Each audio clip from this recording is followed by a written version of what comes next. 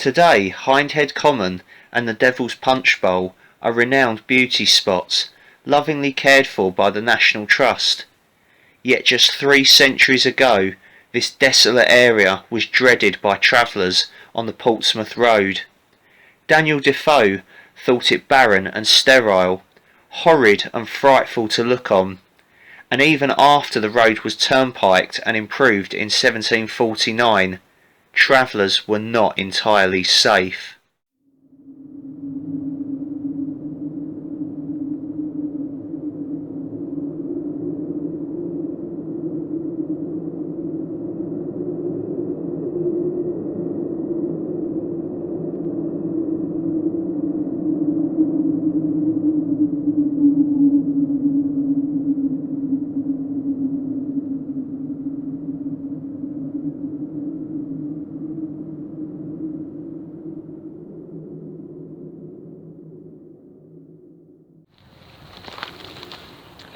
Hello again everyone. Today I'm joined by Ben from Londoner Outdoors and we are in Hindhead in Surrey. We're at the Devil's Punchbowl, which is behind us, and we're going to be doing a little walk from the 50 Walks in Surrey book. So it's 3.75 miles to walk. The weather is absolutely glorious once again, and to think this is late February, it's unbelievable. Really warm, 0% chance of rain. Could be a little bit chilly tonight. Reason being, we're going to be wild camping. Plan is to follow, I think, the sailor's path up this way, up towards Gibbet Hill. I found out it's pronounced. And we're going to wild camp up there. Now, I think it's about 272 metres above sea level. And there's a lot of history in this area, particularly relating to a murder of an unknown sailor. Gibbet Hill in question was of course the site of a gibbet where the 3 murderers were found, executed them, they hung them, coated them in tar and hung them up in gibbets on the hill there. So bit of a creepy sort of vibe to the camp possibly. We're going to get a shift on, head off on the path. So enough talking, let's get walking. In 1786, Hindhead Common was the scene of an infamous murder. On the 24th of September, a sailor en route to Portsmouth stopped at the Red Lion Inn in Thursley, where he was befriended by 3 men. The sailor generously paid for his new friend's drinks with a golden guinea, earned on his last sea voyage. He continued on his journey, but was ruthlessly set upon by the 3 men on Hindhead Common, who robbed him and cut his throat. The perpetrators were apprehended within hours at the Sun Inn in Rake, about 5 miles south along the Portsmouth Road, where they were selling their victims' clothes. Haslemere Justice of the Peace, the Reverend James Fielding, committed the 3 men to trial at Kingston Assizes. Within 6 months they had been convicted and sentenced to death. Ironically, Fielding was thought to be a highwayman or a receiver of their spoils. 2 days after sentencing, the men, Michael Casey, Edward Lonergan and James Marshall, were hanged at the top of Hindhead Hill near the scene of the crime. Their bodies were then tarred and put in metal and chain cages, in which they were suspended from a specially built 10-metre wooden gibbet. Perhaps as a warning to other local villains, gruesomely they were left hanging in their cages to rot for 3 years. The spot is still marked by a memorial stone, erected in detestation of a barbarous murder committed here on an unknown sailor. Although the sailor's identity has never been confirmed, he is thought to be Edward Hardman. His body was buried at Thursley Church. A local man, James Stilwell, had a handsome memorial stone made in his honour and placed at the spot of this barbarous murder and brutal retribution. The back of the sailor's memorial stone reads, "Cursed be the man who moveth or injureth this stone." But in 1826 it was moved to the new lower coach road near Gibbet Hill. Local people believed Stilwell's nephew put a curse on the headstone because he disliked the Turnpike Trust's choice of location. The curse is said to have struck workmen who moved the stone in 1831 and in 1889. One was badly injured and another met an untimely death. The National Trust has no plans to move this headstone again.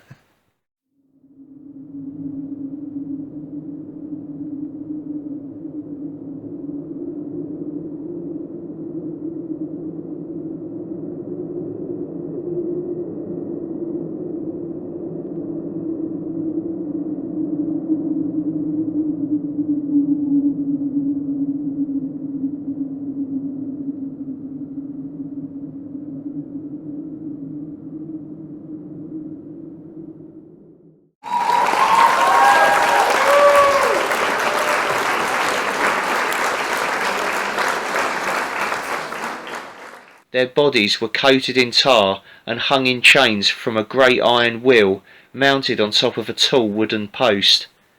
The scene of the executions is still known as Gibbet Hill, and a Celtic cross now stands on the summit. As a result, local people considered Hindhead Hill, which has been known as Gibbet Hill ever since, not only dangerous but haunted as well, and would not go up there. Eventually, in 1851, Sir William Earl of nearby Bramshot erected an imposing granite cross with a Celtic design to help dispel local fears. This still dominates the top of the hill. The Latin inscription at the base of the Celtic cross translates to "Light after darkness, peace is passing away, hope in light, salvation after death." I've stashed some stuff. I've hidden it down there in the trees, buried it under some logs and some leaves and stuff. Little goodies for later on. And yeah, we're going to be coming back here looking for a spot to set up. We've got bivvies and tarps. Probably bring you back up here when we've got our wild camping rucksacks and our extra stuff later on this evening. Should be a good one. The views are fantastic. Ever since Henry VIII commissioned the ill-fated Mary Rose in 1509, Portsmouth has been an important naval base, making a road linking it to London essential. Halfway between the two, Hindhead's steep, lonely hills were a major obstacle and made this a notoriously difficult and much feared route. The sharp incline from the north presented the greatest challenges. Horses often became tired out by the difficult climb. Worse, isolated and often shrouded in mist, this part of the road was a favourite haunt of robbers and highwaymen. Until 1600, the road passed through the villages of Liphook and Thursley. As Portsmouth's naval importance increased, a more direct route was built south of Thursley, and the Red Lion Inn established itself on the new road. Travellers would stop here before embarking on the next treacherous stage of their journey, often hoping they could find others to join. This did not always end well.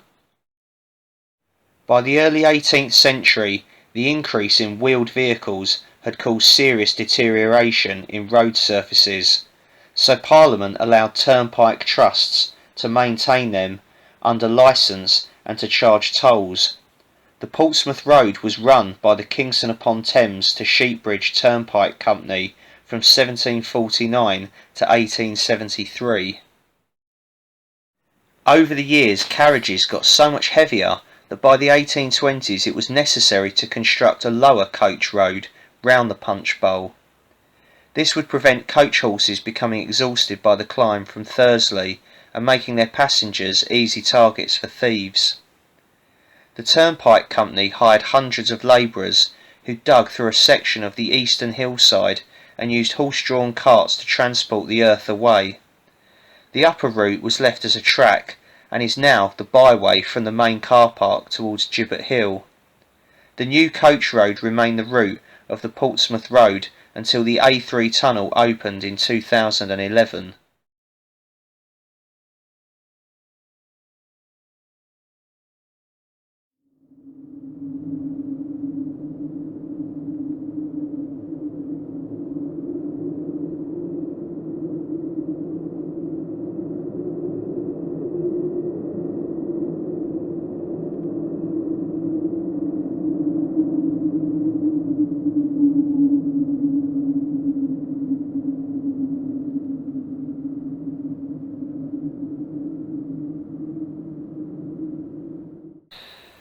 So Ben has very kindly bought me this bottle of Kentish Curious Apple cider, and he's also included a little button compass as well, as a grim reminder of our last video together at the Devil's Dyke. Cheers mate, here he is. It's getting cold. Pleasure. That's nice. It's quite warming actually. It's not strong, it's slightly mild, and yeah, not sharp at all, and it's not dry. It's pretty decent, not overly sweet. 5.2%, yeah. A cleaner, fresher cider using hand-picked, fully ripe Rubens and Bramley apples grown in Kent, fermented with wine yeast for a premium cider, with a crisp, fresh aromas of green apple and hints of elderflower and citrus. I like that. From the Curious Brewery. Cheers everyone to a good camp. Welcome back everyone. It's 7:15 and we've set up our respective shelters here at the viewpoint on Gibbet Hill. So I'll start off with Ben's setup tonight. It's pretty cool. We're both doing the Tarp And Bivvy thing. That was our thing that we agreed to do on this camp. So Ben, go on, tell us what you've got. So I've got the I've got my Dutch Army hoop bivvy on my Poundland ground sheet. There we go. Yeah. Yep. And I haven't put anything inside it yet because I've just been working on the tarp on the outside, and this is my Bango Trek tarp, and I haven't used this for about a year. Normally I only use this to extend porches on tents, but I thought I'd have a go tonight with the tracking poles on either end, just as a bit of an experiment. And there we go. Quite pleased with it. That's pretty cool, yeah. That's a nice little tarp. How much was that again? 25 £25. That's pretty good. And that is it's a 5,000 hydrostatic head if it was to rain tonight. I know we're not expecting any rain, but no, it's just nice having a little bit of extra. Keeps the heating and stuff. No, that is really cool. Yeah, I like that. It's decent. Yeah. And then that brings us over nicely to my setup. So this tarp is actually a new tarp. I've had it for probably a year or more and I've never taken it out. I've never shown it on video before. So it's a Rab Silwing tarp, but it's sort of made by Integral Designs. Now if you know anything about tarps, you'll know these are quite hard to find and they usually cost a bomb, but me being an eBay scavenger, I picked this up for, you're not going to believe it, I picked it up for something like 12 quid. Maybe it might have been 20. I know there's quite a broad spectrum there, but I honestly don't remember. All I know is it was probably like a third of the price. It's so cheap, the camera's auto-focusing. There we go. Integral Designs Silwing, and it's, yeah, like sil nylon, very thin, like it's almost see-through, and it weighs, I haven't actually weighed it, it's well under a kilo. It could be around half a kilo, something like that. I don't know. I like the colour, you know, it's a bit stealthier, and it's a shaped tarp, and you can have it various ways. I guess you can sort of have it all really low to the ground, or what I've done is had sort of like the far end where Ben is, I've got that sort of low to the ground, and then I've got this bit higher so that we get a view of the surrounding area in the morning, which is out there. I've got my Rab Storm Bivvy. It's my thermal socks and softy trousers. Going to stick those on in a minute. Temperature is dropping, so bivvy is on top of Tyvek ground sheet, one of those silver coated ground sheets from Treadlight Gear. Then there's that foam silver Quechua decathlon pad, £5 they are, cheap as chips. Then you see this bivvy, it's sort of like a little mesh sort of bit below the zipper, above the zipper. Velcro fastening all the way round. The The zips glow in the dark, I quite like that. There we go, it's the OEX Traverse IMX pad. So it's a bit thinner than the Fulcrum, and it's got those kind of the diamond shaped sort of bits to it. It's a full length pad. It weighs a bit less than the Fulcrum. And yes, the rubble sack with all my spare clothes, stuff sacks, stuff like that in it. These are really good. You can get a roll of these from, got these from Asda's actually, and they're a lot thicker than a normal black bag, so you probably pay a little bit more money, but you get a load of them and they'll last a lot longer. Really useful thing to line your rucksack with, put spare stuff in. You know, they're as good as like a dry sack really, but a lot cheaper. So yeah, just, you know, it's working for me. Yeah, that's the setup really. Should be pretty toasty in this tonight. Looking forward to it, and then as I say, my view will be out that way tomorrow morning. Okay, I'm sort of a fair few metres away from camp, up on the hill, and this is where I stashed some stuff for tonight. Okay, probably got quite a few leaves in it now. Yeah, it has. Oh well, it's alright, it's just fire logs and stuff.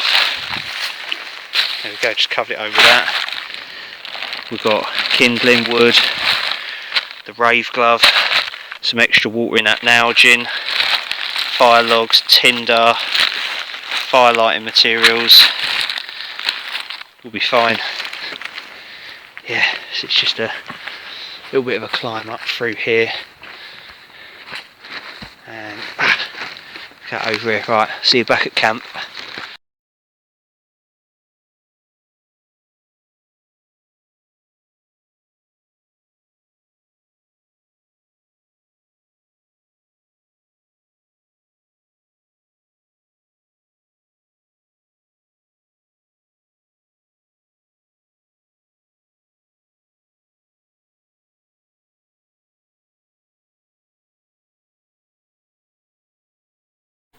So this is Ben's UCO firebox. Yeah, it's UCO Mini Fire Pit and Grill. Comes with a grill. It's really cool. I think I'm going to crack another cider out now. Let's see what other ones have I got in here. Big bag of treats. Henny's Autumn Gold Cider from Herefordshire. And 4.5%. A medium sweet cider, crisp and refreshing with a light sparkle. Autumn time and the cider making begins with the harvest of traditional varieties of cider apples from orchards across Herefordshire. The fruit is milled and pressed for juice, and this is left to ferment and slowly mature over the winter months. Spring arrives and the cider maker begins to taste and blend, balancing sweetness, acidity and strength.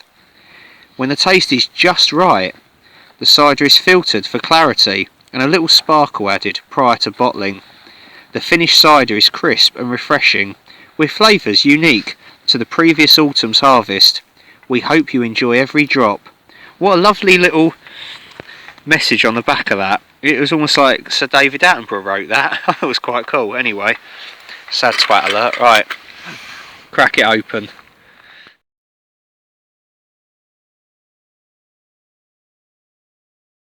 This cider's going down alright. I think the description was better than the actual taste of the cider, but it's not bad, it's okay. Just boiled up some more water. I'm going to have my peppermint flavour hot chocolate as well. The little firebox thingy is working great. I'm going to have to get one of these, I think. Sold. Yeah, definitely. I'm a fan, especially as it comes with a grill as well. Okay, it's that time of the night. It's getting quite late. It's time for me to crack open this USMRE menu-free chicken, noodles and vegetables in sauce. Well, you got Skittles there? I've got Skittles in here, can't wait. That is the main meal: chicken, egg noodles and vegetables in sauce. Hot sauce, I'm not a fan of hot sauce, so do you want some hot sauce? I'm not a fan either. Oh, okay. Andy, you like hot sauce, you can have it. Some peanut butter, give it a little knead. I've included a little Belgian hot chocolate to go with the coffee. prefer mockers. Some original Skittles, excellent. Usual spoon, and then we've got a cold drink, which is a beverage base powder, tropical punch. I've had that one before, it's okay. Oh, this is a bit different. We've got apple jelly, which may as well be called apple sauce. We've got some crackers to go with that. Little hot beverage bag. Actually, hang about, they've given me 2 quids in. Excellent. That's an error. Then we've got the FRH flameless ration heater. Hopefully that one works. Cardboard sleeve. And a dessert, we've got pears. I'm not a massive fan of them, but we'll think of something to do with them anyway. I'll most likely heat them up. Do you like pears, Ben? Don't mind. Oh, I'll share them with you if you want. Right, and then in our accessory packet, we've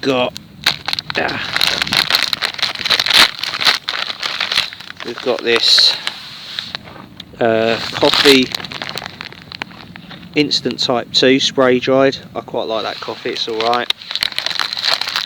Then some non-dairy creamer to go with it. Some more matches, little paper book, nice and cute. More iodised salt. Little bag of sugar to go with that coffee. The moist towelette wet wipe. Some cinnamon flavoured chewing gum. And the toilet roll. Might need that in the morning. Anyways, yep. That is our food. Enough yakking, let's get snacking.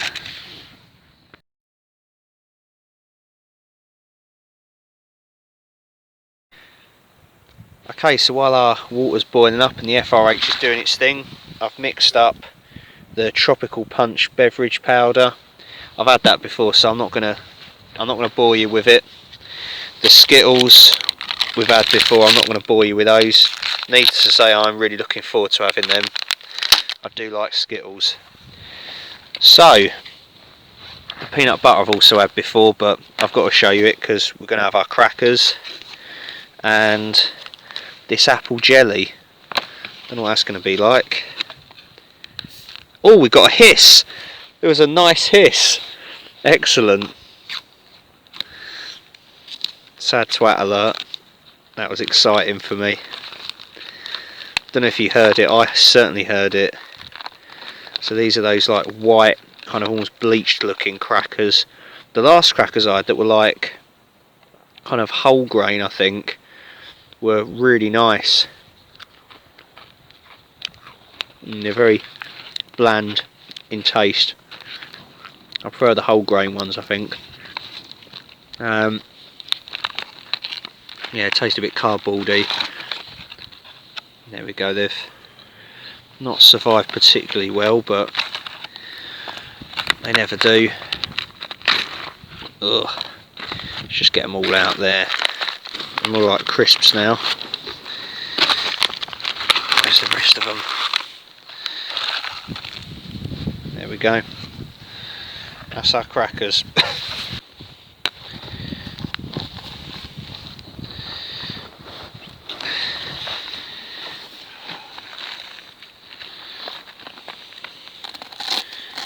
Okay, yeah, the peanut butter and the crackers goes well, complements it, makes the crackers much more appetising. I just had to weight it all down because it all blew off. So, got a bit of dirt on them now, adds to the flavour, extra calories and all. And try and get this bit of this peanut butter out. I've still got the apple jelly as well. Oh, look at that, look at that. You love a bit of peanut butter, don't you? Oh, well gel. Well gel, bruv. Right, next thing, we're going to try out some of this apple jelly. So, I don't think I've had this before. At least I can't remember it anyway. Just about to see that inside. Right,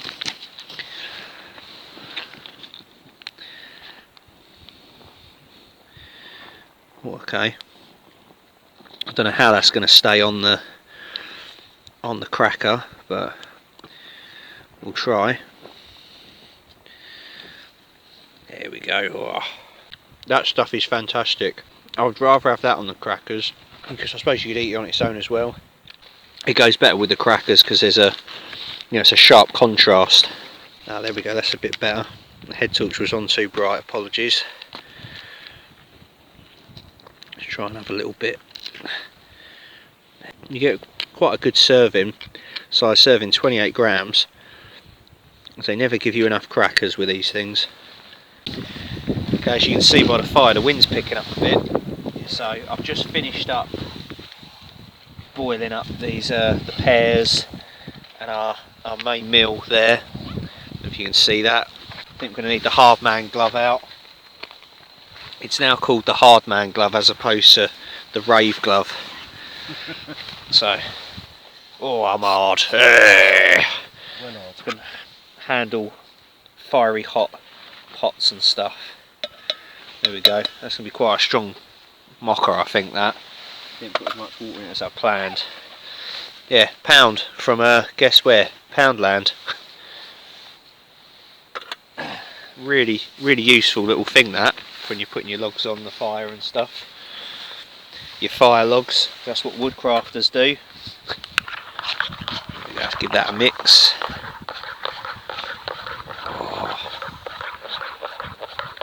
I'm going to have this and then get in the bivvy. We're going to get some sleep. I think Ben's just putting his thermals on at the moment. Main meal. Feels nice and warmed through. Hopefully you can see that there. That's the one. So as I say, it's chicken, egg noodles and vegetables in sauce. So I can't remember the last time I've had chicken in an MRE. Some big chunks of chicken there. So there could be some carrots, peppers, something else. And there's our noodles. Right, give that a try. It's got a kind of a, I don't know if it's just me, it's like an oriental kind of vibe to it. It's pretty tasty. I do prefer the beef ones, I think, though. But it's not bad. Not bad at all. There's not too much of a range of flavours, really. It's that the chicken tastes quite kind of processed, and it's not the best chicken you'll ever have, definitely not. I'd rather have beef from an MRE, I think. But the noodles taste really good. The vegetables, I don't know, it's not too much taste to them, but it's alright. I'm eating it anyway because it's hot food and its temperature's really dropping out here now. And it's never going to be my favourite, but it's certainly not going to be the worst. So I don't really know what else to say about it, really. It's it feels like I could do with something else with it, like something, a more solid sort of carbohydrate. You know, I'm sure some people love it, some people absolutely hate it. Okay, it's time for the main dessert, the pears. So I've heated these through just because I've tried them cold when I was in France. Well, I think it was a fruit cocktail I tried cold. It was disgusting. There we go. That's our pears. Give them a little bit of a stir. Oh, these are diced. They're not actual slices of pears, which is good. They're okay. I just think I'm not a fan of pears. Simple as that. Someone out there probably is. There's a group of wild campers about a mile or so away. We can see, well, we could see their campfire and some head torches. Down in the Punchbowl. Yeah, down in the Punchbowls. I wonder if they want some pears to go with their Punchbowl. Maybe you could do a Morse code to them, like. I could do. Do you like pears? Might come out wrong. Yeah, they probably will. They'll probably think doggers. Yeah. Anyway, don't know where we're going with this. Anyway, yeah, it's okay. These, I'm not a massive fan, but I've tried them. I'm going to eat them anyway, though. All I've got left to have is the Skittles. I've got my hot chocolate and my coffee on the table over there. and I've had some of the tropical punch. Yeah, that's the end of the ration review. So that was menu number 3, chicken, noodles and vegetables in sauce. Not my favourite one, probably wouldn't get it again, but it's good to try these things.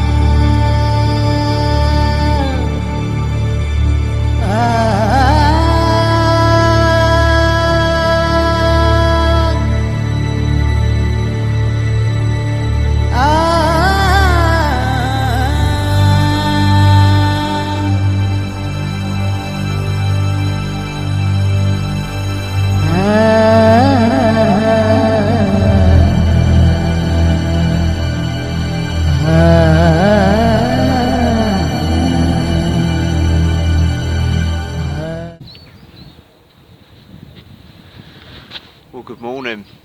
It's just gone 7 AM and we woke up at about 6:45 and we just spent the last 15-20 minutes filming that amazing sunrise and getting a few photos and stuff of the shelters and the surrounding views.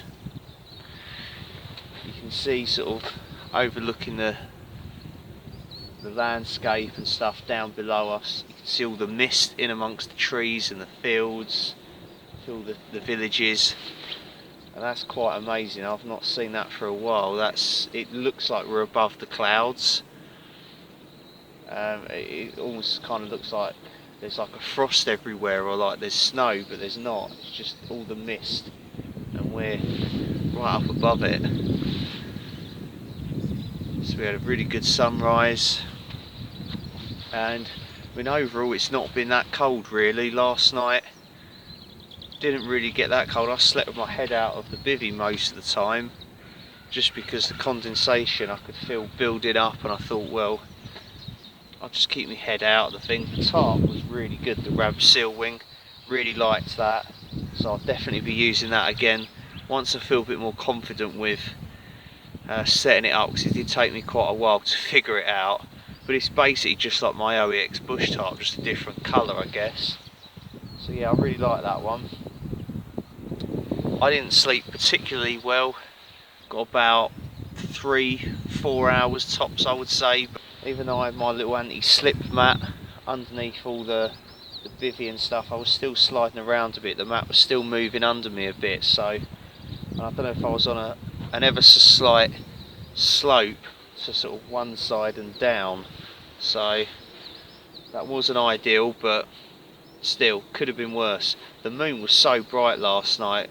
Whenever I sort of opened my eyes to sort of have a look around, the moon was literally lit up. It was brighter than any head torch you could get. It was incredible. Stars were out. No animals or anything last night.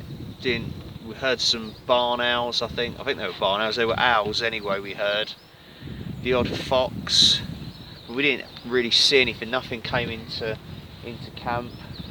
And then this little bush here, we just sort of tied our rubbish bag up and put it up in the bush so that any animals couldn't get to it.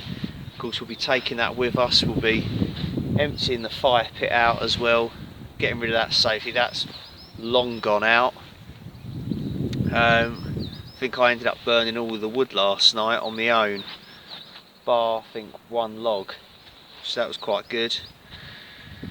We're going to get the shelters taken down in a second, because we don't know when the dog walkers and the runners and the cyclists and the National Trust wardens will start turning up, so it's best just to get them taken down now, and then we'll just sort of hang around here for an hour or so, do some breakfast, and then we'll head down.